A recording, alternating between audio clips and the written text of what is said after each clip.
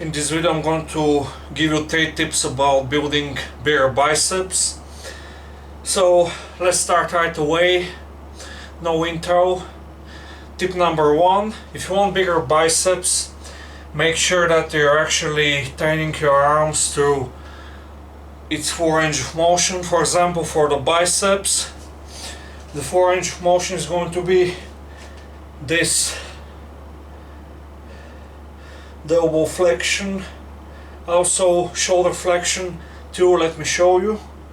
It's going to be something like that.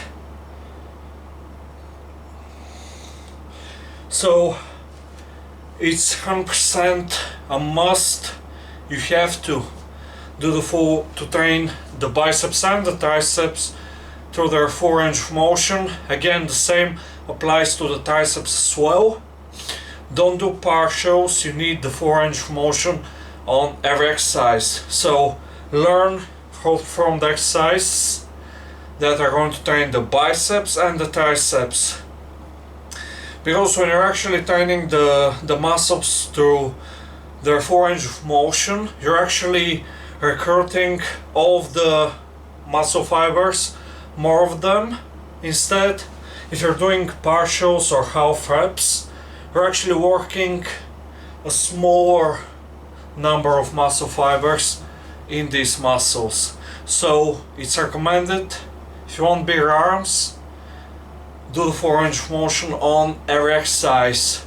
The barbell curl, dumbbell curl, triceps extensions with dumbbells, barbells, cables, whatever, bands, whatever.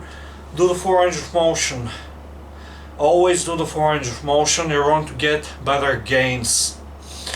Yes, you're going to lift lighter weights, but that doesn't mean anything. That doesn't matter.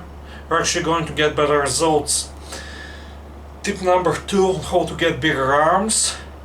Make sure that you're doing enough volume for your arms. I would say it's a very good idea to have like an arm day, or just make sure that you're training your arms fresh. That's what I do. I start with biceps and then I might do the back.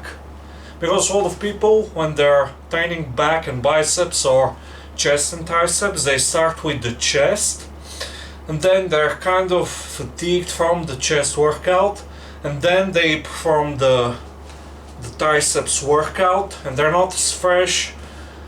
They're kind of, well, your performance is not going to be that great compared to when you're training the muscles when you're fresh.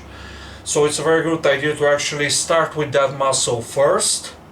So that's why a lot of people have like an arm day. But again, an arm day I would superset. I mean, either pick which muscle of the arm is more important for you. Is it the biceps or is it the triceps? And start with that more important muscle. Or just do a set of the biceps and then you rest a little bit. You do a set of triceps and you repeat, like a superset style. But I feel like that's not the best way for me personally, because I need to be pumped up always to have like the best performance. If I lose the pump, I get weaker.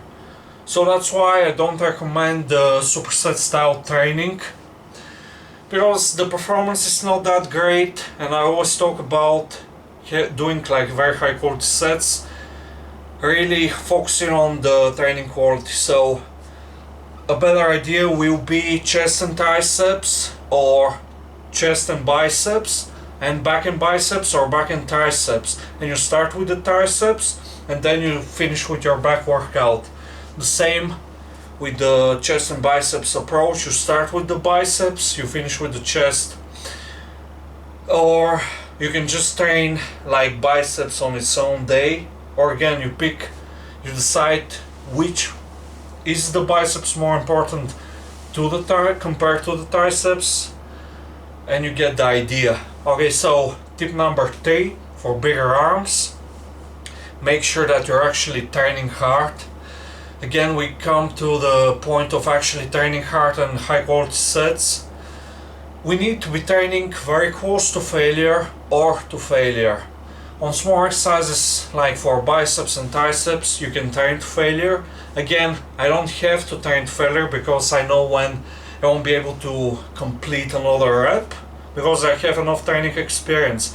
If you don't, you need some training experience training these exercises, but you're going to get there, I promise. Just keep training, stay consistent, and it's really about very high quality sets to really recruit the upper threshold motor units and upper threshold muscle fibers.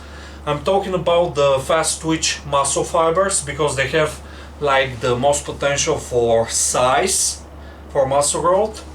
And if you're past the novice phase, that's a few months of worth of training and just eating a good diet, bulking, slow bulking. When you're past that novice phase, you need to actually activate and recruit the fast twitch muscle fibers in order to grow. If you don't do that, you're not going to put on muscle. So make sure that you're training hard and you're going to see a lot of gains like in a very short period of time.